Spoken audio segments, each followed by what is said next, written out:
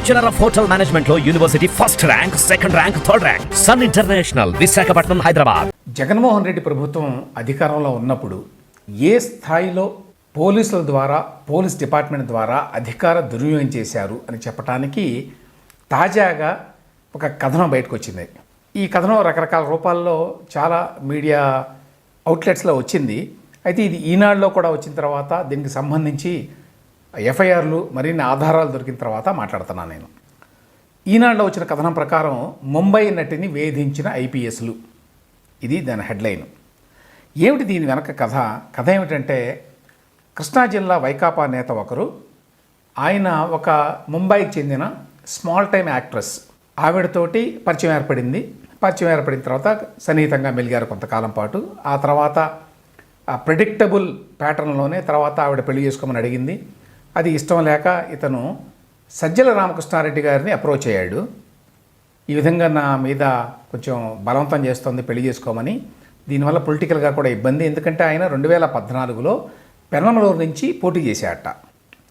ఆ నేపథ్యంలో సజ్జల రామకృష్ణారెడ్డి హెల్ప్ చేయడం కోసం అని చెప్పి విజయవాడ పోలీసుల్ని రంగంలోకి దించి పై స్థాయిలో ఉన్న వాళ్ళని, కింది స్థాయిలో కాదు, వాళ్ళు ఒక టీంని ఏర్పాటు చేసి ముంబై పంపించి ఆ నటి తల్లిదండ్రుల్ని విజయవాడ తీసుకొచ్చి అక్కడ గవర్నమెంట్ గెస్ట్ హౌస్లో పెట్టి ఆ తర్వాత వాళ్ళని వేధించి వాళ్ళ మీద కేసులు పెట్టి, రకరకాల కేసులు, జైల్లో పెట్టి రిమాండ్లో, ఆ తర్వాత వాళ్ళ చేత రాయించుకొని కాగితాలు బెయిల్ ఇప్పించి మళ్ళీ వెనక పంపించారు. ఇది దీని యొక్క సారాంశం. దీని వివరాలు ఏమిటి అంటే, కృష్ణా జిల్లా పరిషత్ మాజీ చైర్మన్ కుక్కల నాగేశ్వరరావు గారు ఉన్నారట. ఆయన కుమారుడు 2014లో వైసీపీ తరఫున పెనమలూరు అసెంబ్లీ స్థానం నుంచి పోటీ చేశారు.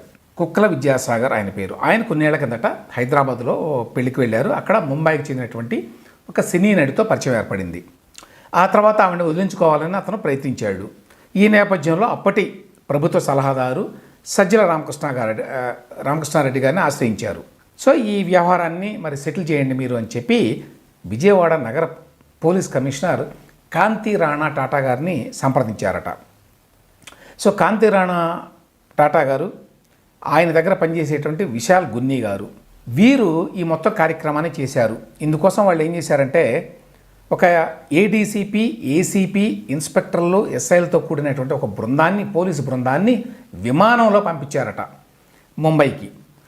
పంపించి ఆ సినీ నటిని, ఆమె తల్లిదండ్రుల్ని ఈ కేసులో అరెస్ట్ చేశారు.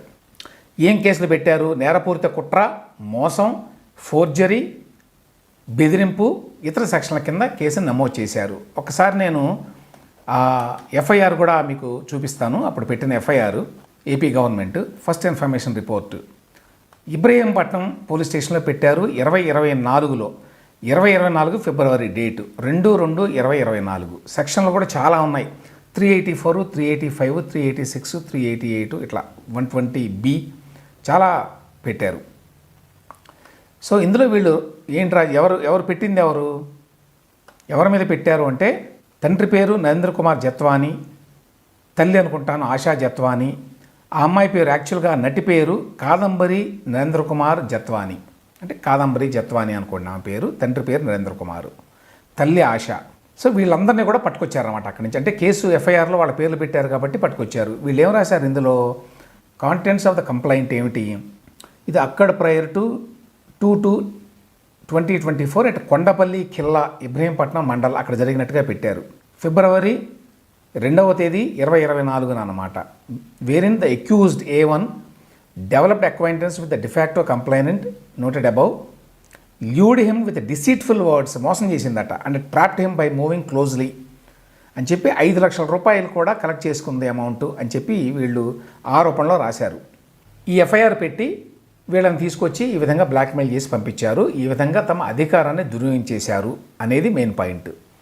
ఎందుకంటే ఈయన వైకాపా నేత కాబట్టి, ఆయనకి సంబంధాలు ఉన్నాయి కాబట్టి చేశారు అనేది.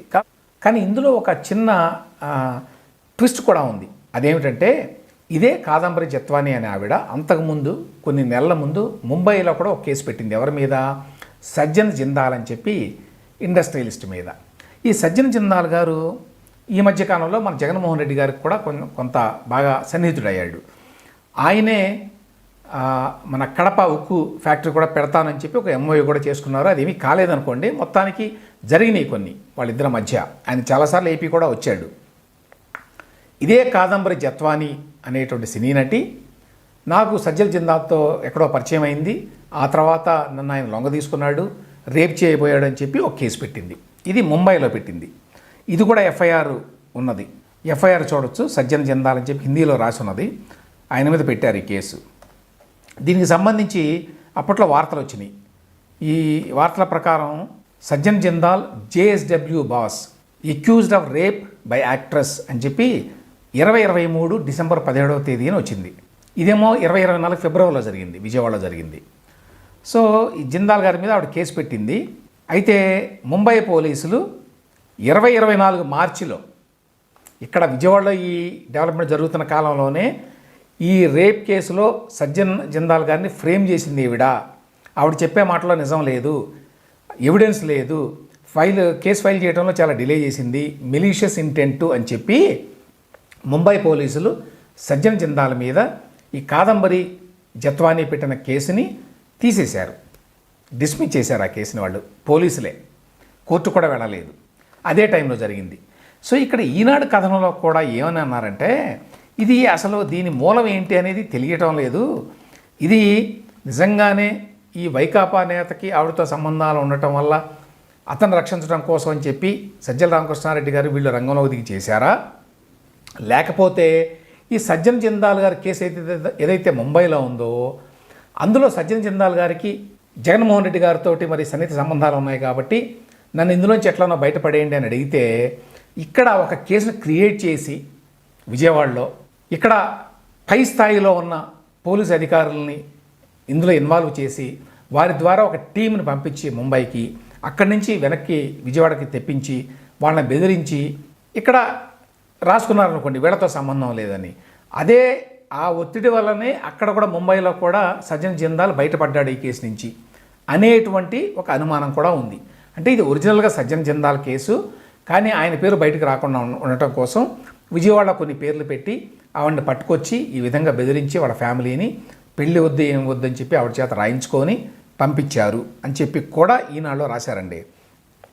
దేశంలో వీళ్ళ పేరు రాయలేదు, కానీ ఆయన పేరు సజ్జన్ జిందాల్. ఇది పేపర్లో కూడా వచ్చింది, నేను ఇంతకుముందు చదివి వినిపించినట్టు. దేశంలో ప్రఖ్యాత పారిశ్రామికవేత్త కుటుంబీకుడు ఒకరు తనపై అత్యాచారానికి పాల్పడ్డారంటూ ఈ సినీ నటి కొన్నాళ్ల కిందట ముంబైలో కేసు పెట్టినట్టు సమాచారం.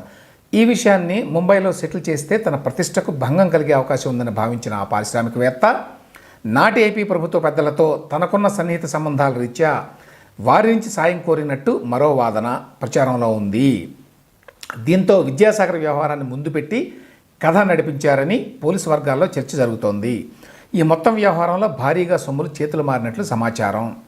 ఇందులో మెయిన్ పాయింట్ ఏమిటంటే, ఒకటేమో అసలు విజయవాడకి చెందినటువంటి ఈ వైకాపా నాయకుడికి నిజంగా సంబంధాలు ఉండి ఇది జరిగిందా, లేదు ముంబైలో ఉన్నటువంటి సజ్జన్ జిందాల్కి సంబంధించి ఆయన చాలా పెద్దవాడు కాబట్టి, చాలా పేరున్నవాడు, పెద్ద ఇండస్ట్రియలిస్టు, ఆయన పేరు బయటకు రాకుండా ఆయన రక్షించడం కోసం జగన్మోహన్ రెడ్డి ప్రభుత్వం ఇంతటి పనికి పూనుకుందా, ఒడిగట్టిందా, అంటే ఆ స్థాయిలో మొత్తం పోలీసు వ్యవస్థని దుర్వినియోగం చేశారా? ఎందుకంటే రాష్ట్రంలో ఉండే పోలీసు వ్యవస్థకు చాలా పవర్స్ ఉంటాయండి. దేశంలో ఎవరినైనా ఎక్కడి నుంచి అయినా సరే ఎత్తుకురావచ్చు ఈ విధంగా. ఇందులో ఈ ఎవరైతే ఈ నటీమణి ఉందో కాదంబరి జత్వాని అనే ఆవిడ మంచి చెడు గురించి మనం మాట్లాడలేదు, ఆ మంచి చెడు గురించి మనకు తెలియదు. కానీ ఆంధ్రప్రదేశ్ పోలీసుల పాత్ర గురించి, ఏ విధంగా వాళ్ళు అధికార దుర్వినియోగం చేసి ఈ కేసులో ఇన్వాల్వ్ అయ్యి ఎవరికో సాయం చేయడానికి ఇదంతా చేశారు అనేది ఇంపార్టెంట్. ఇక్కడ సజ్జల రామకృష్ణారెడ్డి గారు ఆయన అంతటా ఆయన ఇంత పని చేస్తాడని చెప్పి మనం అనుకోలేము, అంత ధైర్యం ఉండదు. జగన్మోహన్ రెడ్డి గారు అనుమతి లేకుండా, ఆయన ఆజ్ఞ లేకుండా, ఆయనకు చెప్పకుండా సజ్జల రామకృష్ణారెడ్డి గారు చేసే అవకాశమే లేదు ఇటువంటి పని. కాబట్టి జగన్మోహన్ రెడ్డి గారి స్థాయిలో, సజ్జన్ జిందాల్ స్థాయిలో మాత్రమే ఇటువంటి కార్యకలాపాలకి, ఇటువంటి అధికార దుర్వినియోగానికి పునుకునేటువంటి అవకాశం ఉంటుంది పోలీసులు. సో ఆ స్థాయిలో పోలీసు వ్యవస్థని దుర్వినియోగం చేశారు ఆంధ్రప్రదేశ్లో జగన్మోహన్ రెడ్డి గారు ఉన్న కాలంలో అనేది ఇక్కడ మెయిన్ పాయింట్.